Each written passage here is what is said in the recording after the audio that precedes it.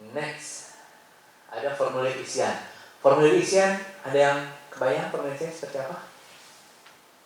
Kalau di dokumen pengadaan namanya formulir isian kualifikasi. Tahu kan? Isinya apa?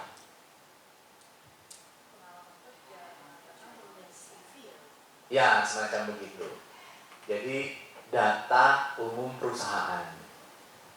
Nama perusahaannya apa, alamatnya di mana, direkturnya siapa, yang punya sahamnya siapa aja, berapa persen, dia punya pengalaman apa, dia punya peralatan apa, dia sedang mengerjakan pekerjaan apa saat ini, gitu.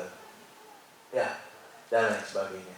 Yang harus diingat di sini, formulir isian harus ada informasi tata cara pengisian formulir kualifikasi.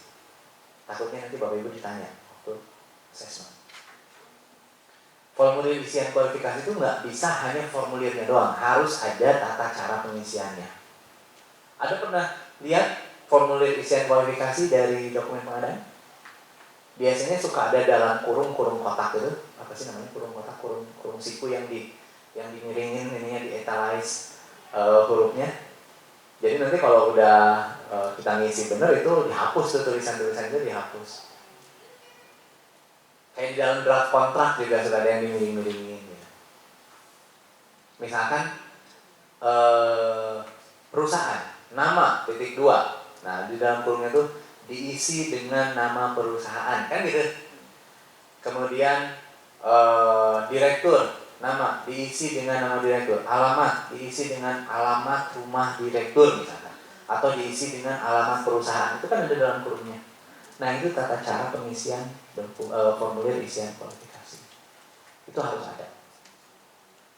Barang ini biasanya terjadi di swasta, di perusahaan swasta terkadang nggak ada, tata caranya nggak ada.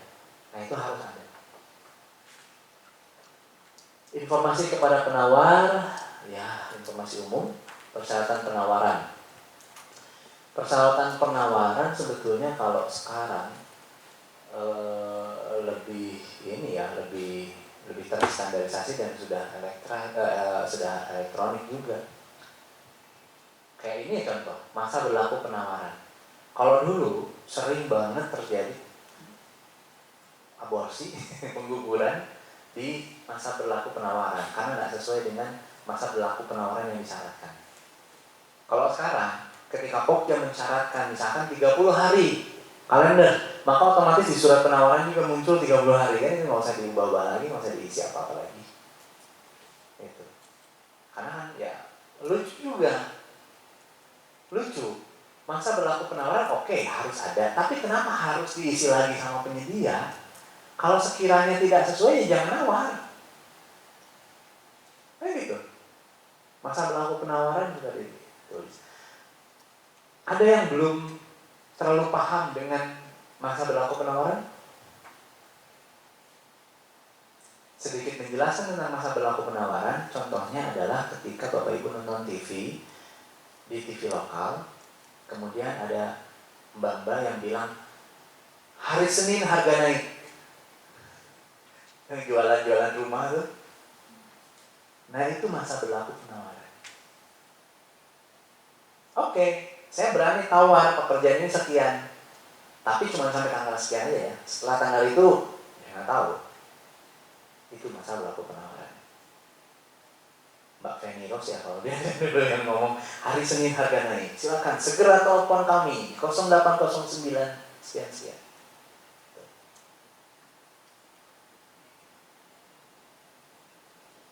Nah, balik lagi ke jenis dokumen yang tadi ya, ada dokumen kualifikasi, pemilihan dan rancangan surat perjanjian atau draft kontrak.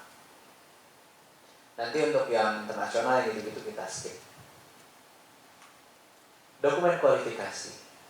Nah, yang pertama ada petunjuk pengisian formulir isian kualifikasi. Dan ada formulir isian kualifikasinya. Biasanya ini digabung. Jadi tidak hanya petunjuknya dulu, baru formulirnya, biasanya digabungin di dalam formulir. Yang tadi, pakai dalam kurung tadi. Gitu. Kemudian instruksi kepada peserta termasuk tata cara penyampaian dokumen kualifikasi. Kalau dulu penyampaian penawaran itu, masukan penawaran itu zaman dulu ada yang sampai dimasukin ke dalam kotak. Jadi si peserta tender datang ke tempatnya Pokja, di tempat yang sudah ditentukan, ada PIC-nya, dikasihin, nanti setelah dikasih masukin ke kotak. Tutup, kotaknya nggak boleh dibuka-buka, tutup. Kalau sekarang kan tinggal klik submit selesai, gitu. Nah itu muncul di instruksi kepada peserta itu, instruksi kepada penyedia. Bagaimana cara masukinnya? Apakah memasukkan penawaran ini sekaligus dalam satu dokumen atau 2 kali masukin? Gitu. Kadang kalau yang 2 kali kan yang pekerjaan-pekerjaan kompleks atau enggak konsultan tuh kan, konsultan mah kompleks nggak kompleks tetap aja dia mah beda dari yang lain. Ribet, makanya saya paling nggak mau di Pokja konsultan di sini. Capek, panjang lagi kerjanya. Pekerjaan kompleks contohnya apa? Definisi pekerjaan kompleks itu kadang sering beda-beda. Pekerjaan kompleks contohnya apa?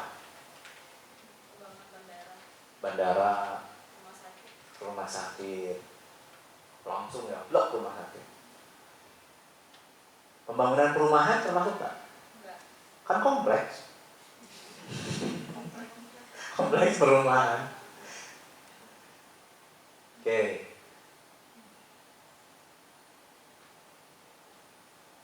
Nah, di dalam IKP ada ketentuan umumnya, dokumen kualifikasi. Nah, salah satunya evaluasinya nih. Evaluasi pasca kualifikasi, hasil kualifikasi. Di dalam tata cara evaluasi itu disebutkan nanti Pokja akan membuka dokumen penawaran. Kemudian setelah dibuka dibagi dokumennya menjadi 3. Mana dokumen administrasi, mana teknis, mana harga. Kemudian Pokja membuka dokumen administrasi. Setelah dibuka dicek mana yang syarat-syarat yang sesuai. Kalau sesuai semua maka lulus. Kalau lulus dilanjutkan dengan evaluasi teknis. Kalau tidak sesuai maka gugur. Kalau gugur nggak usah dilanjutkan ke teknis. Nah, gitu. Semua ada di sini. Sampai hasil itu hasil kualifikasi. Lembar data kualifikasi, fakta integritas, tata cara evaluasi, informasi umum, pengumuman. Ini ya pengumuman ya di awal sih sebetulnya. Awal dari sana begini. Dan ini tidak perlu Bapak Ibu terlalu harus sesuai, clear, sama banget. Toh ini juga masih Perpres 54. Kalau mau disesuaikan Bapak Ibu baca lagi yang Perpres 12. Tapi tunggu beberapa bulan lagi nanti ada undang-undang terpilih. Ganti lagi. Padahal kemarin baru aja hatam mungkin ya Bapak Ibu baca Perlem 12 yang berapa? 5.900 lembar. Dokumen pemilihan. Undangan atau pengumuman masih sama dengan yang lain. Kemudian ada instruksi kepada peserta. Ini lebih ke apa ya? Proses pemilihan dan kalau syarat-syarat teknis di mana? Di tadi yang tadi ya. Ini penyiapan dokumen, cara masukin dokumen berarti pembukaan, penetapan. Kalau gagal bagaimana, harus ada jaminan apa saja dan penandatanganan kontraknya mau seperti apa, kapan atau di mana. Bisa diinfokan di sini. Tapi kalau saya sih jarang menginfokan penandatanganan kontrak mau di mana. Karena nanti kita nggak tahu juga kondisi kitanya. Lagi ada jadwal kosong, kalau jadwal kosong saya biasanya konstruksi, saya tanda tangan kontraknya di lapangan. Nggak di lapangan sih, di sekolah. Kalau di lapangan panas. Ya di ruang kepala sekolah, kadang di ruang dulu. Tapi kan ke tempat lah, ke lokus gitu maksudnya.